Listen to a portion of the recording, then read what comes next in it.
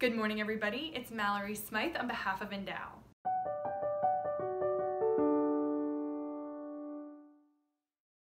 This week is the feast day of Saint Therese of Lisieux. She is an incredibly popular saint, and we have so much to learn from her in her writings and in the way that she loved God. She was born in France and lived a very short life as a Carmelite nun. And whenever she died, one of her sisters actually remarked on how unremarkable her life was. And yet today we celebrate her as an incredibly great saint and even a doctor of the church. Now, when I started to read about Saint Therese, I started to read her autobiography, and I found myself getting so annoyed with her. And yet I would go to the chapel and ask God to make me like her. And I realized that I was annoyed because she was so in love with God in a way that I was almost afraid to even approach. And yet I still knew that that was the goal. And so I started to read her with new eyes, and I fell in love with the way that she articulated her faith in God. And the way that she had faith that literally moved mountains in what he could do in her own life. And so this is one of the excerpts of her autobiography about her desire to be a saint. It says, "I've always wanted to be a saint. Alas, I've always noticed that when I compare myself to the saints, there is between them and me the same difference that exists between a mountain whose summit is lost in the clouds, an obscure grain of sand trampled underfoot by passers-by.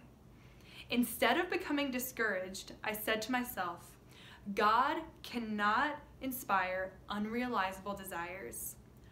I can then, in spite of my littleness, aspire to holiness. It is impossible for me to grow up, so I must bear with myself such as I am with all my imperfections." Saint Therese saw in herself such a littleness that she said that she wanted to seek out a means of going to heaven by a little way, a way that is very straight, very short, and totally new. She knew how small she was, but her faith in God was so big that she believed that God could take her, that grain of sand, and match her up to the saints who were like mountains whose tops were lost in the clouds. And he did.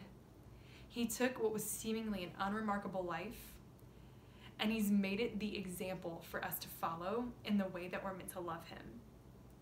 Father Jacques Philippe, who's an author that writes about Catholic spirituality, said that he got to visit Saint Therese's monastery and he expected it to be grand and huge and beautiful because of the way she talked about it.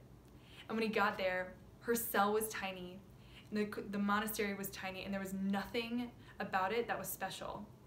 But her interior life was so large, her faith was so large, that it actually colored the way that she saw her very little life. So in honor of Saint Therese, I would just invite us to make our interior lives look like hers, to recognize our own littleness, and to desire that kind of love and that kind of faith, to see that God can raise up even the smallest piece of grain to become great saints. And our church needs us to be great saints right now. The last thing is Saint Therese is actually one of the patron saints of missionaries because she prayed for missionaries her whole life.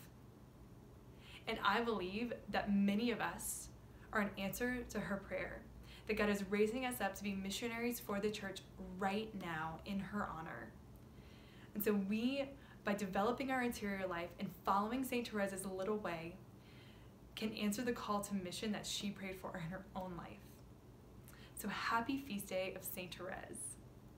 If you want to know more about the beauty of the lives of the saints, you can dive into an Endow study at www.endowgroups.org, or you can connect with us on Instagram and Facebook at Endow Groups, and you can connect with me at Mallory A. Smythe on Instagram.